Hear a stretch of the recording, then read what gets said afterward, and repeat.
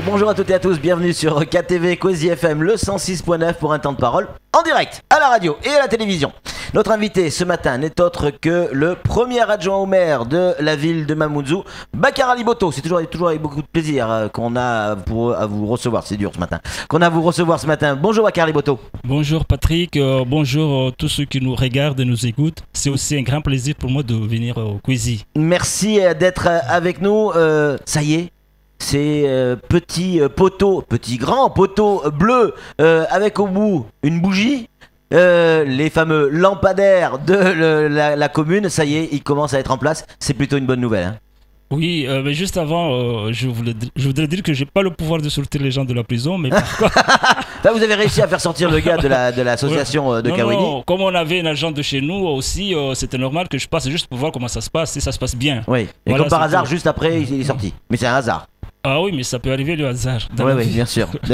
Allez, les lampadaires, ça y est, ils sont sur Mamoudzou. Oui, vous l'aviez dit, c'est fait. Voilà, donc comme en général, quand on vient ici, tout ce que nous disons, c'est que soit nous avons déjà entamé les démarches, soit le projet est en cours, puisque nous avons pris l'engagement de ne parler que de ce que nous savons faire et nous pouvons faire. Et voilà, donc pour les lampadaires, c'est un début, puisque c'est un plan global qui concerne l'ensemble de la population du territoire communal de Majicavo jusqu'à la frontière vers l'Embeni. Donc nous aurons des éclairages publics sur la route nationale, les routes nationales, mais aussi à l'intérieur des quartiers. Puisque, comme j'ai entendu tout à l'heure par rapport au débat, effectivement, les spécialistes disent qu'il y a une corrélation positive entre l'éclairage public, en tout cas le fait que les villes soient éclairées, et la diminution de la délinquance et de l'insécurité dans ces communes-là. C'est pas par hasard si dans les villes du monde, en tout cas ailleurs, il y a plus de lumière pour ne serait-ce qu'éclairer. Alors ça va commencer par quel secteur? Parce qu'on a vu ces lampadaires déjà posés autour du rond-point Mahabou dans la zone, là, je crois. C'est ça. C'est la première phase. En fait, en réalité, c'est une phase provisoire, puisque le plan lui-même est en étude. Ça doit partir d'un ensemble. Mais là, comme on ne peut pas laisser la ville dans le noir en attendant, on a dit on va mettre là où c'est dangereux de l'éclairage en attendant. Et puis le moment venu, on continuera le plan. Mais ce qui est en train de s'installer le long de la rocade, disons, ce sont des lampadaires qu'on peut enlever facilement. D'accord. Donc le moment venu, ces lampadaires-là seront déplacés pour aller dans d'autres zones qui seront beaucoup plus adaptées. Et là, il y aura un éclairage étudié avec l'esthétique nécessaire, mais aussi l'efficacité nécessaire. Alors regardez les images de cet éclairage. Là, on le voit bien. Si les jeunes s'amusent à jeter des cailloux sur l'éclairage, ça va rien casser.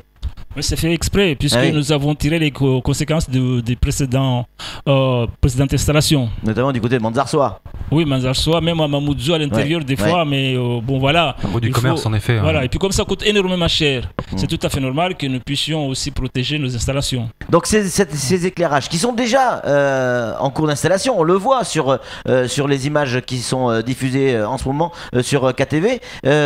La première lumière, elle va s'allumer quand ? On a une idée ?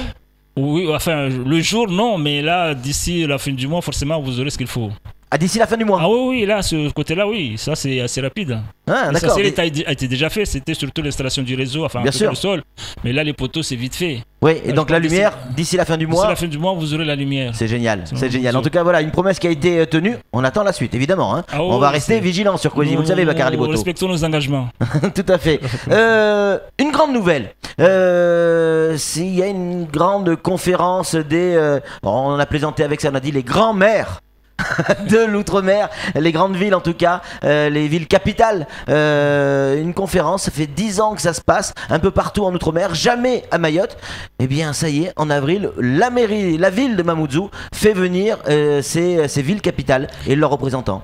Oui, je dirais que c'est une récompense des efforts de la commune de Mamoudzou que nous avons entamé depuis notre arrivée à l'hôtel de ville, puisque nous participons régulièrement aux différentes instances, en tout cas réunions nationales de l'outre-mer, etc., pour faire connaître Mayotte, mais surtout pour faire valoir nos droits et en tout cas défendre les intérêts de la population de Mayotte et de Mamoudzou en particulier. Alors qu'est-ce qui va se passer exactement ?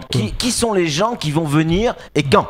Voilà, c'est une conférence qui a été créée en 2006, donc c'est le 10e anniversaire, donc en plus nous avons cette chance-là. Ça commence du 11 sera une journée particulière, au 14. Mais la conférence elle-même aura lieu du 12 au 14 avril prochain. Cette conférence est composée de 5 villes capitales, c'est des chefs-lieux de l'outre-mer, La Réunion, Mayotte, Mamoudzou bien sûr, Fort-de-France, Pointe-à-Pitre, Cayenne et Basse-Terre, puisque Basse-Terre c'est un peu particulier, c'est la ville de Maryse Ponchard. Voilà, Maryse Ponchard qui sera là avec nous. L'ancien ministre de l'Outre-mer. Pardon. Et nous aurons comme invité aussi de marque monsieur Léon Bertrand, qui est le maire de Saint-Laurent ancien ministre du Tourisme. Oui, ancien ministre du Tourisme. Oui. Voilà, donc ça c'est pour la conférence des villes capitales. Alors qu'est-ce qui va se dire dans cette conférence? De quoi vous allez parler? Évidemment, vous allez parler un peu d'environnement, mais pas que de ça. Non, pas que de ça, mais je rappelle quand même les objectifs de cette conférence. Premier objectif consiste à défendre les enjeux spécifiques de ces villes, notamment ce qu'on appelle les charges de centralité. Le fait que Mamoudzou, par exemple, est une ville capitale, tous les jours nous recevons à Mamoudzou les autres communes, enfin les habitants des autres communes, ça des conséquences à ça, vous le savez. Et donc, il y a une compensation à avoir là-dessus. Donc, défendre ces enjeux spécifiques auprès des instances nationales mais européennes aussi. Nous savons aussi que depuis un certain temps, cette conférence des villes capitales a réussi à s'imposer comme interlocuteur incontournable au niveau du dossier des finances publiques et notamment des finances communales, puisque les communes de Mayotte comme les communes de l'Outre-mer actuellement ont des finances qui sont très très limitées. Mais aussi, c'est que cette conférence a eu pour objectif également de pouvoir s'imposer dans les grandes discussions au niveau Paris. Eh oui. Voilà, maintenant, quels sont les points qui seront traités à Mayotte? C'est ça. Parce que chaque année, ça tourne. Nous aurons cette année ici la réforme de la DGF qui est en cours actuellement. Dotation globale de fonctionnement. Voilà, dotation globale de fonctionnement qui est reportée en 2017. Mais nous travaillons déjà là-dessus. Nous aurons, pour ce qui nous concerne directement, la réforme de la fiscalité à Mayotte. Nous aurons aussi la contribution des DOM-TOM au redressement des finances publiques. Je rappelle que nous, on est épargnés, on n'est pas concernés, mais les autres le sont. Et nous aurons aussi l'évolution du volet finances locales de l'octroi de mer. Et pour finir, nous aurons la mise en œuvre d'une nouvelle génération de programmes européens. Alors, Bakar Aliboto, est-ce que, j'allais dire, c'est une petite réunion entre amis et on papote de certains dossiers, ou on peut imaginer, j'ai déjà une partie de la réponse, mais est-ce qu'on peut déjà imaginer qu'il y a des solutions qui vont sortir de ces réunions, des solutions avec notamment des acteurs majeurs, l'État, l'Europe? Mais c'est l'objectif. C'est l'objectif de ces réunions. Ce n'est pas juste pour parler, mais c'est surtout pour pouvoir influer sur les instances décisionnelles parisiennes et européennes. D'ailleurs, ça s'est déjà vu, ça s'est déjà passé par rapport aux précédentes conférences. Il y a eu des résultats concrets, notamment concernant l'augmentation de le FEDER, qui est le Fonds européen de développement rural, qui concerne en général les zones rurales. Cette conférence a réussi à imposer à l'État, ou en tout cas à pousser pour que l'État prenne une décision pour attribuer les 15% de ces FEDER aux villes capitales, en tout cas aux zones urbaines. C'est un exemple. Mais il y a beaucoup d'autres exemples par rapport à ça. La DGF, on est en train d'en parler. La participation des communes au redressement des finances publiques, tout ça, ce sont des débats qui sont tenus au sein de la conférence, et par la suite, il y a des réunions avec les responsables nationaux et européens pour que ces villes puissent aussi en bénéficier. Il y a des résultats concrets. Samuel Bocher, le rédacteur en chef de France Mayotte Matin, a une question à vous poser, Bakar Aliboto. Oui, est-ce que cette conférence ne fait pas doublon avec la délégation Outre-mer de l'Association des maires de France? Non, ça n'a rien à voir. Parce que l'Association des maires de France, ça concerne l'ensemble des maires, ça traite beaucoup de problématiques, mais les problématiques spécifiques aux villes capitales, ça on n'en parle pas souvent dans les congrès des maires. On n'en parle pratiquement pas, parce qu'on ne peut pas venir là parler que de ça, puisque la majorité des communes de France, ce sont quand même des communes rurales. Et puis, de toute façon, les problèmes sont globaux. On ne peut pas se limiter sur un cas particulier, alors que là, ce sont les concernés qui connaissent les problèmes et qui les traitent. Surtout, c'est un lobby. C'est ça le plus important. Par rapport à Paris, aux instances nationales, mais par rapport aussi aux instances communautaires. Il n'y a pas un enjeu politique derrière ça, derrière tout ça? Forcément, on n'a que des hommes politiques et des hommes et des femmes politiques. Les maires sont des politiques. Oui. On ne peut pas être politicien sans parler de la politique, en tout cas penser à la politique. Oui. Mais en réalité, c'est surtout pour le confort et le bien-être de la population. Vas-y, allez-y. Votre programme est très, très ambitieux. Vraiment très bien construit. Est-ce que vous allez aborder aussi la problématique du recensement, notamment sur le territoire de Mamoudzou, qui est très approximatif? On parle de 57 000 habitants, ça date de 2012, mais ça vous conditionne de A jusqu'à Z, puisqu'on le voit avec les policiers, par exemple. Si on dit qu'il y a 57 000, on va avoir tant de policiers. Si on est 100 000 considérés, pareil on va avoir beaucoup plus de policiers. Pareil pour les écoles. C'est la DGF, en fait, d'une certaine manière. Mais est-ce que le recensement propre va être abordé? Indirectement, on peut dire, parce qu'en fait, on ne peut pas parler du recensement propre de Mamoudzou sans parler du recensement de Mayotte, puisqu'en général, ça ne se fait pas ville par ville. Et pour ça, effectivement, c'est un enjeu considérable, puisque la DGF, la dotation globale de fonctionnement, est accordée en fonction du nombre de la population. Nous sommes 57 000 officiellement, mais vous le savez tous que ce chiffre-là est loin de la réalité. Et que ce que nous avons réussi au niveau de l'association de maires, puisqu'on en parlait, c'est qu'au lieu que le recensement se fasse à Mayotte tous les 5 ans, il va être reporté, de toute façon c'est en étude et en cours, vers les 2 ans à peu près. C'est déjà quelque chose de gagné. Ailleurs, c'est chaque année. Voilà, donc là-dessus, nous perdons énormément, puisque nous avons des finances, des moyens pour 57 000 habitants, alors que nous savons nous avons des problèmes à gérer, des charges à supporter pour 5 000 dans la journée au moins. C'est ça, oui. Dites-moi 100 000 habitants, je ne serais pas étonné. C'est un vrai problème.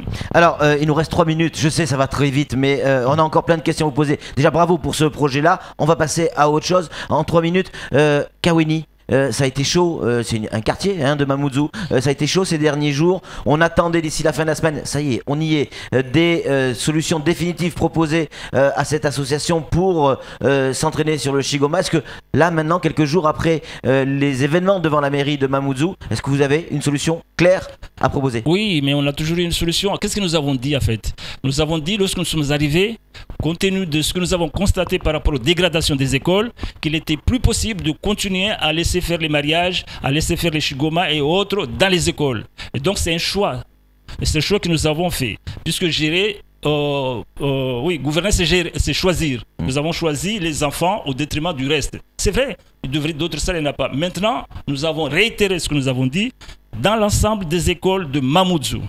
Seules manifestations qui seront autorisées, ce sont les soutiens scolaires et les réunions publiques, les réunions, quelle que soit la nature de la réunion. Les autres manifestations pourront avoir lieu ailleurs. Je sais qu'il manque des salles, je sais qu'il manque des MJC. Nous savons qu'il manque un certain nombre de structures. Mais on ne peut pas laisser la dégradation des écoles. Donc ils vont aller où? Ils vont aller où? Mais il va y avoir bientôt à Kaweni l'inauguration, la MJC, la maison des jeunes de Kaweni, d'ici 2 mois. Ça fait des années qu'on en parle. Non, c'est pas des années. Nous sommes arrivés il y a moins de 2 ans et elle n'était pas encore, on n'avait pas la première pierre. Maintenant, elle est finie. Dans quelques mois, 2 mois environ, elle sera inaugurée. Et ils pourront faire le Shigoma. En attendant, il y a des places publiques, il y a des endroits où ils peuvent continuer le Shigoma tranquillement, comme dans les autres villes de la commune de Mamoudzou. Dernière question, il nous reste 1 minute. C'est la question d'un auditeur. On la découvre ensemble, on la pose. Que pense Bakar Aliboto sur le désengagement de l'État à la CIM? Il a viré le directeur parce qu'il était un frein pour que l'État injecte des sous. Aujourd'hui, l'État se désengage d'une manière indirecte. Oui, j'ai viré le directeur tout seul, c'est un Superman, je suis un Superman dans ce sens-là, mais les gens oublient que c'est moi aussi qui l'ai fait venir à la CIM. Personne n'en parlait, et ça par contre c'est un exploit parce que j'étais seul à le faire. Maintenant, le désengagement de l'État, moi j'ai compris, il y a des engagements, mais c'est par l'intermédiaire, plutôt, moi je ne parlerai pas des désengagements, je dirais plutôt que l'État reste par l'intermédiaire de ses structures, de ses filiales, de ses, voilà, mais vous savez, la Caisse de dépôt et consignation c'est l'État, la FD c'est l'État, toutes ces autres structures, la CED c'est l'État, mais ça s'appelle autrement, mais c'est l'État qui est là, c'est en direct, c'est pas indirectement, c'est l'État qui est là en direct. Voilà, donc c'est pas un désengagement, c'est une façon de gérer les choses en se prenant un peu de distance, je dirais, c'est personnel. Merci beaucoup Bakar Aliboto d'être venu sur ce plateau et d'avoir accepté de répondre à toutes nos questions, même les plus dérangeantes. C'est tout pour ce temps de parole. Tout de suite, je la suite de le programme.